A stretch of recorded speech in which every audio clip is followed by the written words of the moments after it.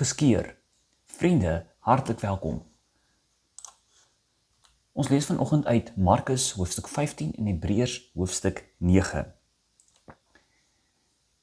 Teen 12 uur die middag het daar duisternis oor die hele land gekom en dit het tot 3 uur geduur.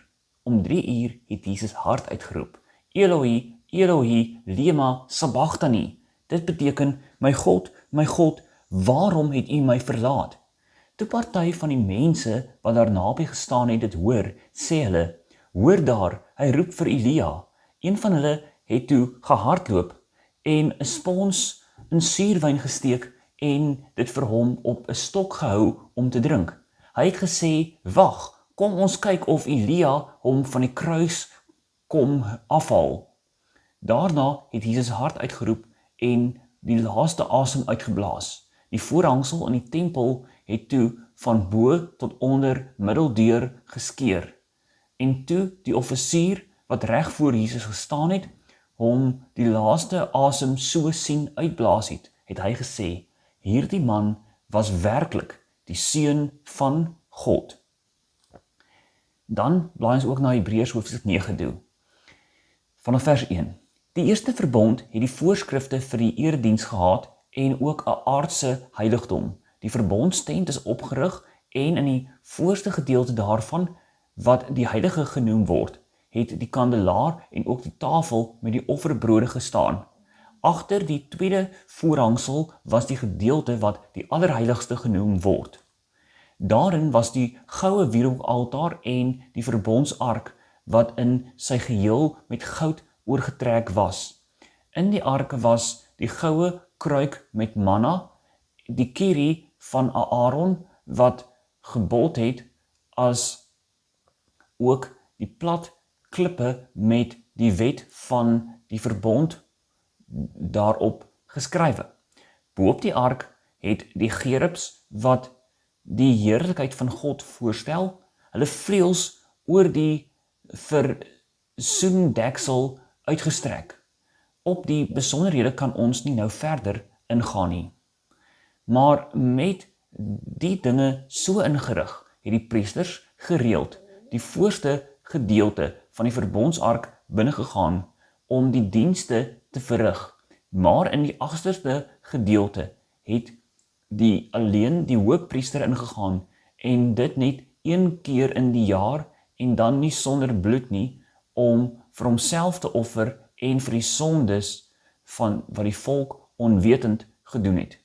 Hiermee maak die Heilige Gees te duidelik dat die pad na die allerheiligste toe nie oop is, solank die voorste gedeelte van die verbondstent bestaan nie. Dit wys vooruit na die huidige tyd waarin offergawes en diereoffers gebring word, wat nie vir die een wat dit bring 'n volkome skoon gewete kan gee nie. Dit het net betrekking op voedsel, drank en verskeidenheid van reinigingsgebruike. Dit is die voorskrifte wat slegs die uiterlike raak en wat opgelê is tot die tyd dat God 'n beter orde sou instel. Maar Christus het gekom as die hoofpriester van die weldade wat nou verwesenlik is. Hy dien in die verbondstent wat groter en volmaakliker is en nie deur mense gemaak is nie. En dit wil sê wat nie tot hierdie wêreld behoort nie. Met sy eie bloed en nie met die van bokke en kalwers nie, het hy net eenmaal die heiligdom binnegegaan en 'n ewige verlossing tot stand gebring. Wanneer die bloed van bokke en bulle en die as van 'n vers op die onreines gesprinkel word, maak dit hulle uiterlik rein. Hoeveel te meer sal die bloed van Christus ons gewete bevry van die las van dade wat tot die dood lei, sodat ons die lewende God kan dien, want hiervoor het Christus immers homself as 'n offer deur die Heilige Gees aan God geoffer. Daarom is hy ook die middelaar van 'n nuwe verbond. Sy dood het plaasgevind om mense te verlos van die oortredinge wat onder die eerste verbond begaan is, sodat die wat geroep is, die beloofde erfenis kan ontvang. Dit is soos met 'n testament. Daar moet eers bewys word dat die testamentmaker dood is, want die testament word alleen geldig by die dood van die testamentmaker. Dit word nooit van krag solank as wat hy nog leef nie. En daarom is die eerste verbond ook nie sonder bloed ingestel nie. Nadat Moses al die gebooie van die wet aan die hele volk oorgedra het, het hy bloed van kalwers en bokke saam met die water geneem en met rooi wol en hyssop die wetboek self sowel as die hele volk besprinkel. En hy het gesê, dit is die bloed van die verbond wat God vir julle ingestel het. Ook die verbondstent en al die voorwerpe vir die gebruik by die erediens het hy op dieselfde wyse met dieselfde bloed besprinkel. Byna alles word volgens die wet met bloed gereinig.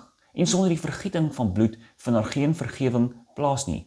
Christus, die volkome offer, die aardse afbeeldings van die hemelse dinge moes dus nie noodwendig deur hierdie middele gereinig word, maar die hemelse dinge selfs deur beter offers as hierdie. Want Christus het nie ingegaan in 'n heiligdom wat deur mense gemaak is nie, en net 'n namaaksel van die ware is nie. Nee, hy het in die hemel self ingegaan om nou terwille van ons voor God te verskyn. Hy het nie ingegaan om homself herhaaldelik te offer soos die hoofpriester elke jaar die allerheiligste binnegegaan het met bloed wat nie sy eie is nie. Dan sou Christus immers herhaaldelik moes gelei het reeds van die skepping van die wêreld af. Maar nou het hy net een keer in die volëinding van die tye verskyn om deur sy offer die sonde weg te neem. 'n Mens is bestem om net eenmaal te sterf en daarna kom die oordeel. So is Christus net eenmaal geoffer om die sondes van baie weg te neem. En as hy 'n tweede keer verskyn, kom hy nie in die verband met sonde nie, maar om die verlossing te bring vir die wat hom verwag. Ons tema vanoggend is geskeur. En Paasfees het ek en jy onlangs gevier. En Paasfees herinner ons dat Jesus het, in die taal van Paulus, in Grieks hyperimoon, hy het terwille van ons sondes gesterf. Maar nou wonder ek, wat gebeur na afloop van Paasfees? Neem ek maar net kennis daarvan, dat Jesus terwille van my sonde gesterf het, en nou wonder ek, maar hoe lewe ek anders, juis omdat Jesus vir my sonde gesterf het? Wat my bekommerd maak is dat die begrip sonde vir baie mense iets is waarvan hulle nie eintlik regtig meer moet wegvlug nie. En sommige wil dit eintlik maar omhels, want hulle vra, is dit werklik so erg? Is dit werklik so verkeerd? Is dit werklik so donker? Is dit werklik so vernietigend? Is dit werklik so lewensbedreigend? Jy sien, baie mense hanteer sonde met die veronderstelling dat, sonde is maar iets wat my net so 'n bietjie nerf afmaak. Maar dit wond my nie eintlik te ernstig nie. Maar vriende, die waarheid is egter die realiteit, dat sonde 'n mens nie maar net so 'n bietjie nerf aflaat nie, dat sonde 'n mens bepaald, onherroepelik, dodelik wond. En as ek nie verstaan hoe ernstig die realiteit van sonde is nie, dan relativeer ek onmiddellik die nodigheid vir 'n verlosser. As ek nie verstaan hoe verlore ek in my sonde is nie, verstaan ek nie waarom ek 'n verlosser nodig het nie. En dit is waar Hebreërs ons dan kom help met 'n spesifieke prentjie, die van die verbondstent en die tempel van die Ou Testament. En Hebreërs kom hou vir ons hierdie prentjie voor oë. So Hebreërs kom sê vir ons, maar byna alles word volgens die wet met bloed gereinig. En sonder die vergieting van bloed kan daar nie vergewing van sonde plaasvind nie. Nou, wat is dan die implikasie daarvan? Die implikasie daarvan is dat Hebreërs vir ons sê in Hebreërs 10 vers 1 dat voortdurend jaar na jaar word dieselfde offers gebring En tog kan die wet van die wat die offers bring, nooit volkome van die sonde vrymaak nie. So, sonde laat my dodelik gewond. Dan is daar bloed nodig om vergiet te word om vir daardie sonde te betaal. Maar voortdurend, jaar na jaar, kan mense probeer om offers te bring en steeds word hulle nooit van sonde vry nie. Steeds kan daardie dodelike wond van sonde nooit heel word nie. So, selfs al bring ek my offer, soos wat die wet dit vir my voorskryf, kan dit my steeds nie red nie. Hoor jy wat ek hoor? Ek kan nie 'n bydra maak of iets doen wat my redding verseker of my van die straf of die dood kan vrymaak nie. Dis nie iets wat by my lê nie. Ek kan niks doen nie. Nie eers selfs al bring ek 'n offer soos die wet dit voorskryf nie. Steeds maak dit my nie vry van sonde nie. As ek myself nie kan red nie, dan verstaan ek dat ek iemand nodig om my te red van sonde wat my vir altyd dodelik gewond het. En as ek verstaan hoe groot my sonde is, verstaan ek dat ek 'n verlosser nodig het. En dit is dan waar die Bybel ons van Jesus vertel. Ja, ons bely in die taal van 1 Korintiërs 15 dat Jesus het gesterf ter wille van ons sonde en hy is opgewek uit die dood. Dit is wat ons bely aangaande Jesus. Maar nou sou jy kon vra, so as Hebreërs vir ons hierdie taal kom gee van die verbondstent en van die tempel, van die Ou Testament, hoe is Jesus se sterwe dan aan 'n kruis verbind aan die prentjie van Hebreërs se verbondstent, tempel en offers? Is hierdie twee nie dinge wat apart staan nie? Hoe is die verbintenis tussen die tempel en Jesus se sterwe aan 'n kruis? So kom ons maak net weer vir ons vinnig die tempel. Daar is die tempel, hier is die binnehof, daar is buitemure. Ons verstaan dat in daardie gangetjies het mense ook onderrig ontvang, soos ons dink vandag aan kategese. Maar dan moet ons as ware ons kamera vat en infokus op wat gebeur dan binne die tempel self. Vroeger het hulle die verbondstent gehad, voor hulle 'n tempel gehad het. Maar die struktuur het baie ooreenkomste gehad. En dan sien ons dat die eintlike tempel is dan die spasie waar die Jode alleen gekom het om te offer. En hier is die heiligste en die allerheiligste gedeelte, wat van mekaar geskei was. En dan sou jy nou jou offer gebring het. Dit sou geoffer word, maar dan sou die hoëpriester nou namens jou een keer per jaar deur die heiligste na die allerheiligste beweeg het, om nou by God in te tree vir jou en jou sonde dan by God te bely op grond van hierdie offer wat jy gebring het. En jaar na jaar herhaal hierdie siklus homself. Maar nou, wanneer ons mekaar sou vra, so hoe is Jesus dan, wat ons in die Nuwe Testament leer, wat aan 'n kruis sterf, verbind aan die skets van 'n tempel in die taal van Hebreërs? Want jy sien, Jesus is die hoëpriester.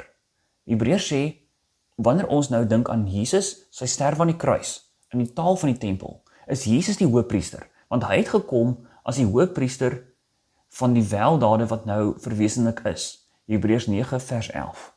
So, wanneer Jesus kom, dan sien ons maar, hy vervang hierdie rol van 'n hoëpriester, want hy tree nou op as die hoëpriester.